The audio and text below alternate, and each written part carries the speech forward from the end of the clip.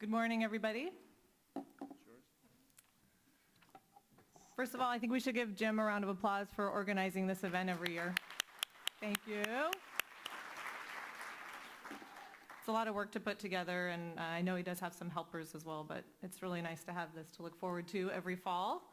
It's a sold-out crowd with standing room only. I guess everybody's running a little bit late, but so this is an event I always look forward to, and I think I've been to every single one of these since I started working at the Water Board back in 2001, other than being on maternity leave a couple times. But it's not only an excellent opportunity to learn about everything that's happening in the world of bioassessment, but it's a chance for us to network with colleagues and socialize, and Jim likes to give extra long lunch hours, so be sure to take advantage of that to meet up with people and meet some new friends and catch up with old ones. And I guess we get some extra breaks apparently too, so that's nice. Let's see. So the only other thing I wanted to say before I start my talk is I don't want to come off sounding cheesy, but I think that these conferences are kind of an opportunity for us to be reminded of why we got into this work in the first place and to get inspired about the work. So I just really appreciate that reminder, and hopefully you all really enjoy the next couple of days and learn some new stuff. Okay. So I'm Jessie Maxfield. I work in the Water Quality Assessment Unit at the State Water Board. And it was shortly before last year's CABW that I was assigned as the new lead staff on the Biointegrity Plan project. I've spent the last year diving into this project. The first several months I was mostly coming up to speed with what had gone on in the past, as this project has a somewhat long and complicated history. But once I felt I understood enough to move forward, I've been spending my time with the help of others, figuring out how to put a plan together that we have something we can take across the finish line. Although it's a challenging project, I'm really learning a lot, and I'm getting to work with a lot of cool and smart people, and I'm finding it to be really exciting work. So I've been a big fan of bioassessment for a long time and watching the show from the sidelines, so it's pretty exciting for me to actually be playing in the game now. The goal of my talk today is going to be to give you a brief update on this project, including a little bit of the history, as well as to go over some of the ideas that we Water Board staff have been bouncing around in terms of how this plan is going to be implemented through our regulatory programs. I feel as though I should state a disclaimer here that nothing is set in stone, and that I'm planning to summarize and propose multiple ideas and options for each of the regulatory programs in order to get input from stakeholders. So these are just some of the ideas that we've been discussing and exploring, and I wanted to share those with you today.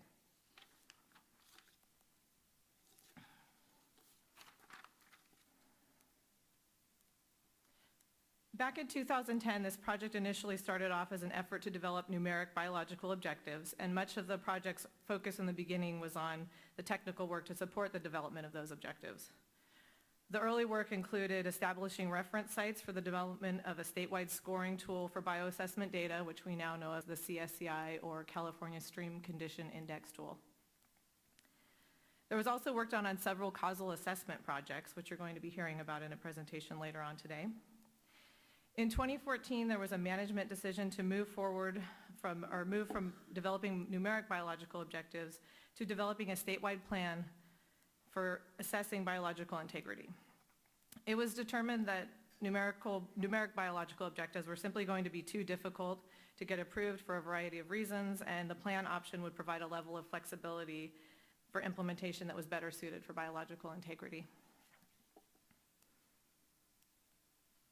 This is just a brief summary of the work to date since I was assigned to the project.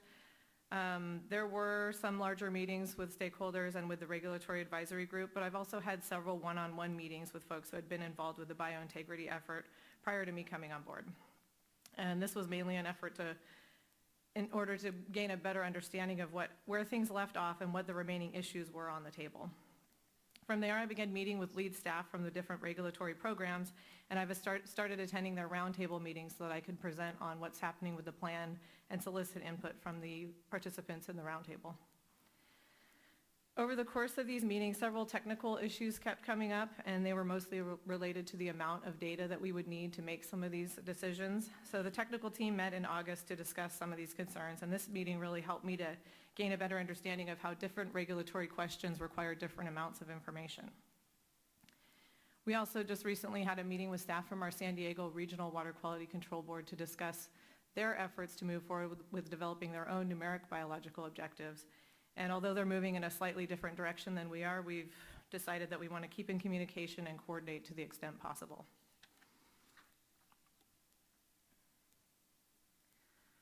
So in an effort to pick up where things had left off, I am really centering my work now on determining how to meet the agreed upon goals of the current draft plan. Goal 1 is to have consistent methods for conducting biological assessments and interpreting the data. Goal 2 is to identify streams in good condition and protect them from degradation. And goal 3 is to identify streams in poor condition and restore them to the reference conditions where feasible. So the current version of the plan is rather skeletal in that it doesn't really have a lot of specifics on how it will be implemented in the different regulatory programs, but there were some things that had been agreed upon by the stakeholders who had been involved in the effort, and one of those things was these goals. So how do we achieve these goals? Well, goal 1 is done with the development of the California Stream Condition Index. So what I'm really focusing on now is the remaining 2 goals, which I like to refer to as the protection and restoration goals.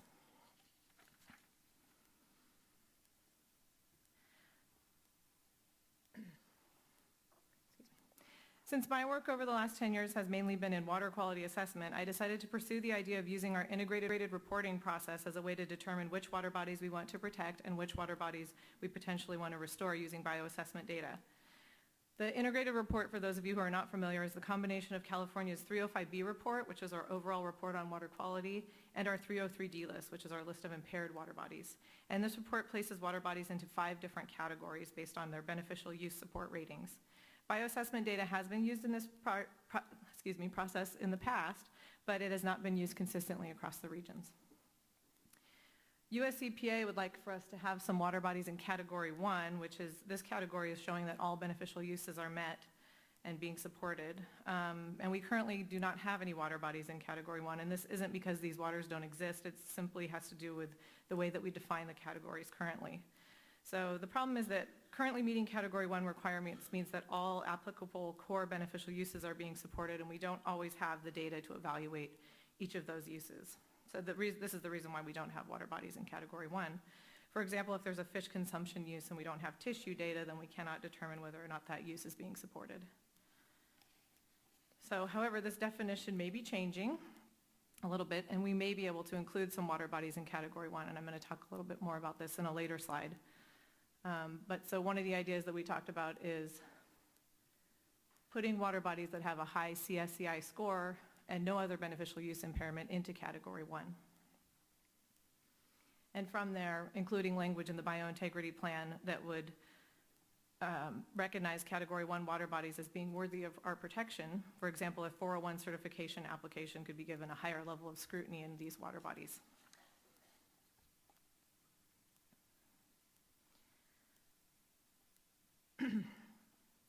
As I went through and took inventory of how the regions had used bioassessment in their listing decision recommendations in the past, I found that the Los Angeles Regional Board had used a somewhat unique interpretation of the listing policy to put waters on their 303D list for benthic community effects back in 2010.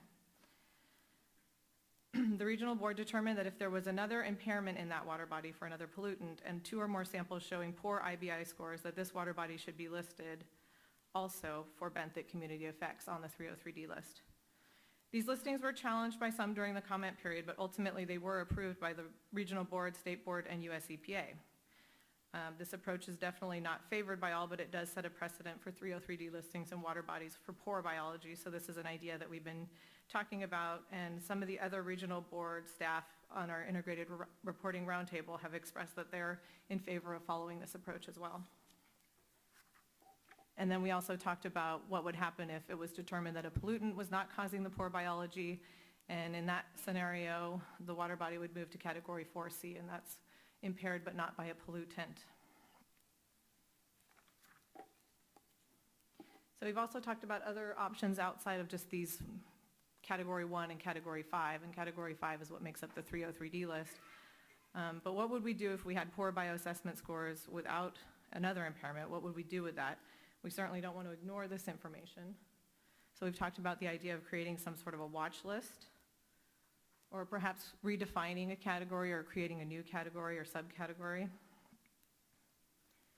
And that ideally being on this watch list or in one of these categories would trigger some sort of follow-up action like additional monitoring or action in another program.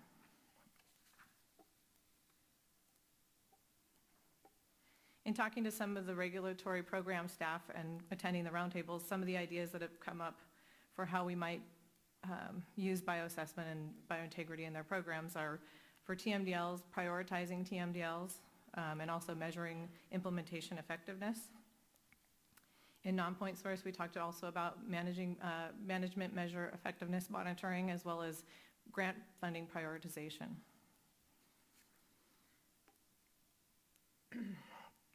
And here's just a few other ideas that we've talked about. These are things that have come out and need to be fleshed out more before the draft language of the plan is more developed. But these are just some of the ideas that we've been discussing. So permit compliance, project approval determination, pre and post project monitoring. And as I had mentioned before in the 401 certification, just a higher level of scrutiny for the waters that are identified as being high quality. So one of the other things I wanted to share with you today is some of what Lori Weber likes to refer to as our grassroots biointegrity work. And this is work that's happening within the integrated reporting program. And there are things that are being done by our water quality assessment unit to strengthen our integrated reporting process. But ultimately, these tasks will help support the biointegrity plan development as well, I believe. So the water quality assessment unit staff are working to put the swamp reference water bodies into category 1. There's been some discussion about how this would require redefining what it means to be in category 1, or at least an understanding that we are using bioassessment as a way to demonstrate beneficial use support beyond just aquatic life uses. The idea is being that these waters are considered to be high bar water bodies, and we can assume that other beneficial uses are being supported as well. It's a somewhat complicated process to actually make this happen. We first have to get agreement that we all want to do this, but actually moving the water bodies into category 1, there's some technical issues that have to be resolved. In some cases, we have to map them as part of our water quality assessment database work. And the way that our database is currently set up, it automatically categorizes water bodies, and it wouldn't put these into category 1, so we have to do some changes to make that happen as well. So we've been talking about it for a while, but the details are still being worked through. And then the other thing is, in an effort to incorporate the new CSCI scoring tool into our water quality assessments, we're planning to reassess any bioassessment data for the regions who are part of the current integrated reporting cycle, which is the Central Coast region, the Central Valley region, and the San Diego region, reassessing those lines of evidence using the CSCI instead of the IBI. And this is also somewhat complicated as not very many folks know how to calculate the CSCI scores at this time, but there is agreement that we should be using this new scoring tool and that it is important to incorporate it into our assessment process as soon as possible. So the next steps by project are to continue meeting with regulatory program leads to discuss how biointegrity fits into their program and present ideas at roundtable and get input from the folks at the roundtable. We want to try to coordinate where we can with other efforts such as the nutrient policy and with the San Diego Regional Water Quality Control Board on their development of objectives. And then the next step is going to be to further develop the draft language in the plan and release a outreach document so that we can have some focus group meetings hopefully in spring of 2016.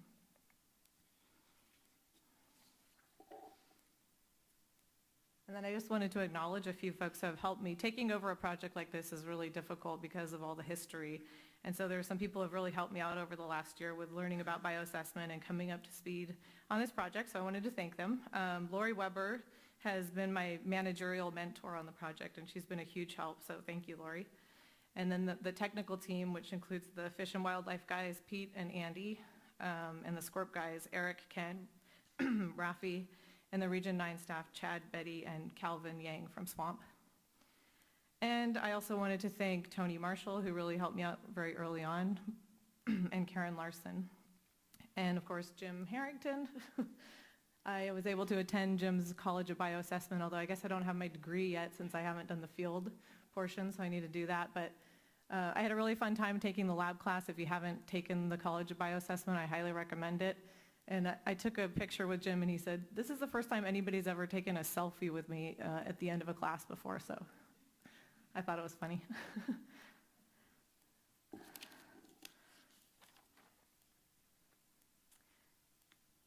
So in closing, I just want to say that I know there's a lot of work to be done to complete this implementation plan, but I'm very hopeful that this plan is going to have tentacles that will touch all of our regulatory programs at the Water Board, and that it will promote a consistent use of bioassessment to inform our regulatory decisions, and that ultimately it's going to take our bioassessment work to the next level. Thank you.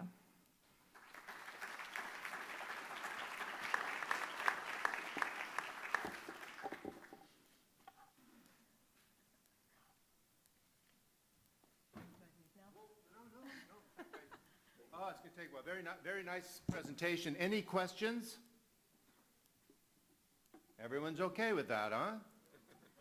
You can find me later. I'll be at De Beers later, and if you haven't been or you're a newcomer, you should definitely go to that. So.